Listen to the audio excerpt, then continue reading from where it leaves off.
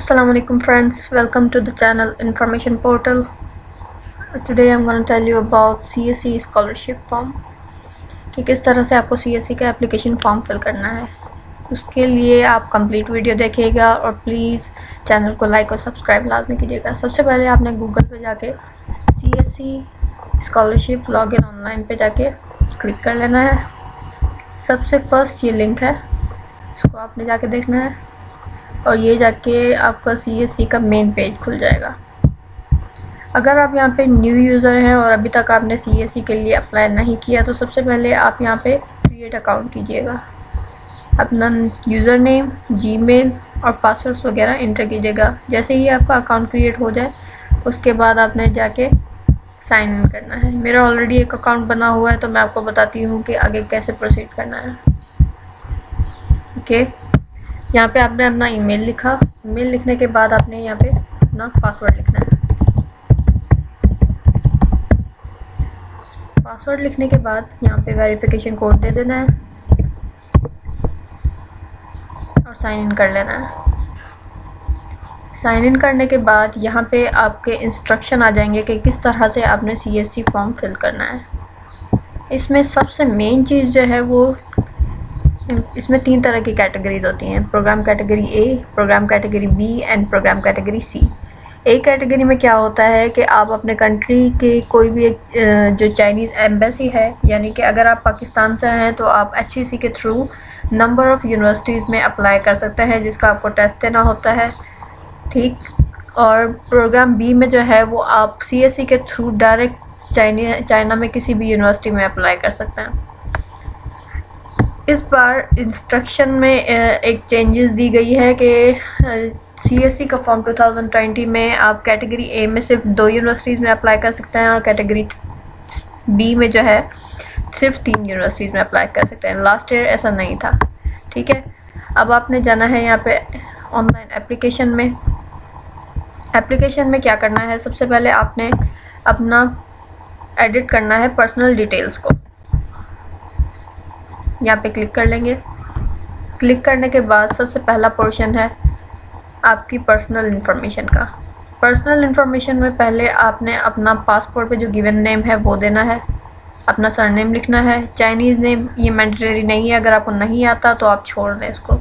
Date of birth लिखनी है, gender mention करना है, मैरिटल स्टेटस देना है, अगर आप मैरिड हैं तो मैरिड दे दें, अनमैरिड है तो अनमैरिड लिख दें। Country of birth, city of birth, religion, nationality, language. First हमारी जो लैंग्वेज है वो नेटिव लैंग्वेज हमारी उर्दू है, पर आप इंग्लिश भी मेंशन कर सकते हैं क्योंकि यहाँ पे दोनों ही नेटिव लैंग्वेज यूज़ की जाती है। अपना पासपोर्ट नंबर लिखना है, उसकी एक्सपायरेशन डेट लिखनी है। परमानेंट कॉन्टैक्ट इन्फॉर्मेशन में यहाँ आपने अपनी कॉन्टैक्ट इन्फॉर्मेशन दे देनी है, अपना फ़ोन नंबर, फैक्स को छोड़ दें, अगर है तो दे दें, नहीं है तो छोड़ दें। ईमेल दे दें, अपना एड्रेस दे दें और करंट कॉन्टैक्ट इन्फॉर्मेशन में भी आपने अपनी इन्फॉर्मेशन दे देनी है। अगर दोनों सेम है तो फिर दोनों ही एक जैसा लिख देना है। वेरीफाई करके सेव कर लेना है इसको। उसके बाद सेकंड सेक्शन में आपने जो है एजुकेशन ऑन एम्प्लॉयमेंट हिस्ट्री देनी है।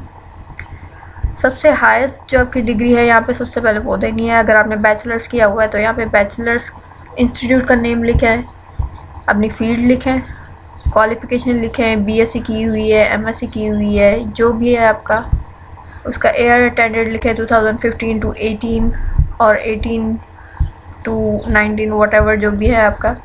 उसके बाद आपने यहाँ पे अदर एजुकेशन सर्टिफिकेट में HSC की डिटेल देनी है, ठीक है। और उसके बाद आपने FSC की भी डिटेल दे देनी है। उसके बाद आपने यहाँ पे अपना एम्प्लॉयमेंट हिस्ट्री शो करनी है। अगर आपके पास कोई एम्प्लॉयमेंट हिस्ट्री है तो आप यहाँ पे शो कर दें, नहीं है तो ना लिखें, कोई फ़र्क नहीं पड़ेगा। उसके बाद आपने वेरीफाई करके सेव कर लेना है। उसके बाद का सेक्शन है उसमें आ जाता है अदर्स कॉन्टैक्ट। यहाँ पे जो है वो मोस्टली स्टूडेंट एक बड़ी मिस्टेक कर देता है जिसको मैं आपको क्लियरली मेंशन कर दूँ। कॉन्टैक्ट्स इन चाइना, यहाँ पे मोस्टली स्टूडेंट क्या करते हैं कि वो स्कॉलरशिप के लिए अप्लाई करने से पहले जो उन्हें एक्सेप्टेंस लेटर मिलता है यहाँ पे वो अपने प्रोफेसर की डिटेल लिख देते हैं, उनका नाम लिख देते हैं, टेलीफोन नंबर, ईमेल और उसका एड्रेस वगैरह। सबसे बड़ी गलती उनकी ये होती है कि यहाँ पे उन्होंने ऐसी कोई भी इंफॉर्मेशन नहीं देनी, क्योंकि कैटेगरी बी में जो है आप 3 एप्लीकेशन फॉर्म फिल कर सकते हैं। यहाँ पे आप जिस भी प्रोफेसर का नाम लिखेंगे वो तीनों ही एप्लीकेशन के साथ वो सेम प्रोफेसर का नाम लिखा जाएगा। फिर चाहे वो आपका एक यूनिवर्सिटी में एक एक्सेप्टेंस हो, उसका प्रोफेसर चेंज हो, दूसरी में दूसरा हो, तो ये गलती आपने नहीं करनी है। यहाँ पे किसी का भी नाम नहीं लिखना है, ठीक है। हाँ, अगर आपका कोई एजेंसी नंबर है या फिर आपका किसी फ्रेंड वगैरह का कोई कांटेक्ट है तो वो आप लिख सकते हैं, पर ज़रूरी नहीं है, इसको आप छोड़ दें तो ज़्यादा बेहतर है। उसके बाद यहाँ पे आपने स्पाउस की detail, mother name, father name वगैरह ये डिटेल दे देनी है, वेरीफाई करके सेव कर देना है, ठीक है। ये पोर्शन कंप्लीट करने के बाद आपने फिनिश पे क्लिक कर देना है। फिनिश पे क्लिक करने के बाद आपने यहाँ पे 3 टाइप की देख रहे हैं कि कैटेगरीज आ रही हैं। ये अभी नहीं खुलेगा क्योंकि मैंने अपनी पर्सनल डिटेल जो है वो फिल नहीं की हुई, ठीक है। टाइप ए में जो है आप HSC के थ्रू अप्लाई कर सकते हैं किसी भी 2 यूनिवर्सिटीज़ में। टाइप बी में जो है आपको 3 यूनिवर्सिटी में अप्लाई करना होगा। किस तरह से वो मैं आपको दिखाती हूँ।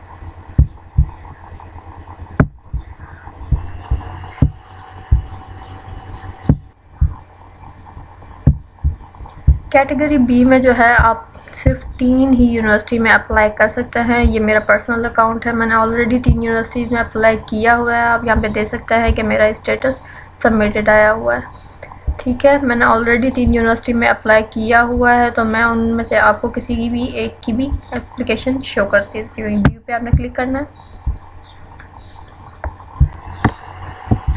सबसे पहले यहाँ पे आपने एजेंसी नंबर लिखना है। जिस भी यूनिवर्सिटी में आप अप्लाई करना चाहते हैं उसका यहाँ पे एजेंसी नंबर लाजमी देखना है। अगर एजेंसी नंबर ठीक नहीं होगा तो यूनिवर्सिटी का नेम यहाँ पे कभी भी मेंशन नहीं होगा। फिर आप कितनी भी कोशिश कर ले आपका एप्लीकेशन सबमिट नहीं होगा।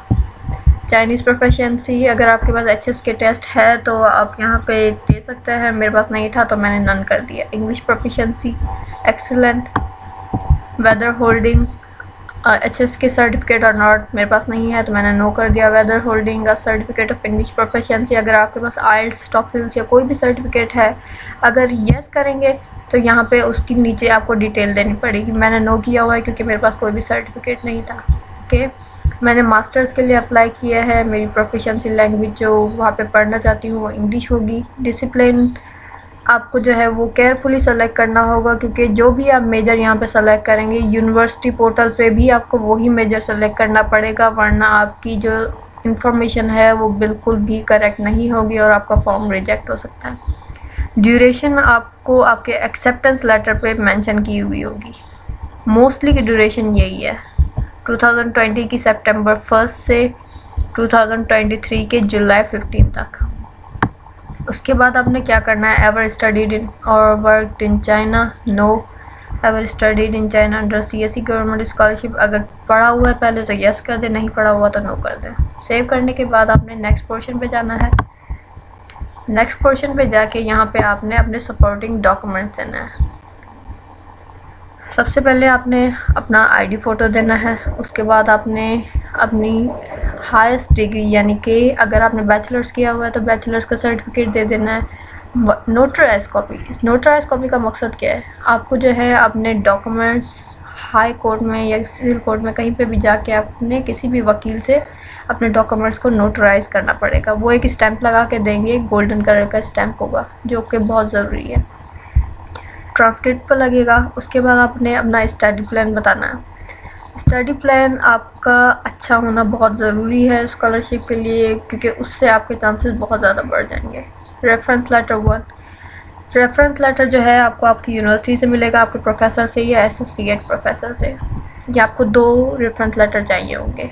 आपका पासपोर्ट चाहिए होगा। फिज़िकल एग्जामिनेशन रिकॉर्ड जो है आपको बनवाना पड़ेगा। एक इनका फॉर्मेट मिलता है स्कॉलरशिप पेज पे, वो आपने डाउनलोड करके उसके बाद आपको पूरा आपका एग्जामिनेशन करवाना पड़ेगा डॉक्टर से, किसी भी डॉक्टर से, और उसका फिजिशियन का आपको स्टैम्प मस्ट होगा लगाना, वरना उसके बाद जो है वो आपका एक्सेप्टेड नहीं होगा। अगर कोई पेपर पब्लिश्ड है तो वो अपलोड कर दे। मेरे पास नहीं था तो मैंने नहीं किया, वैसे ये मैंडेटरी नहीं है। आर्ट्स के स्टूडेंट हैं तो हमें कोई म्यूज़िक वीडियो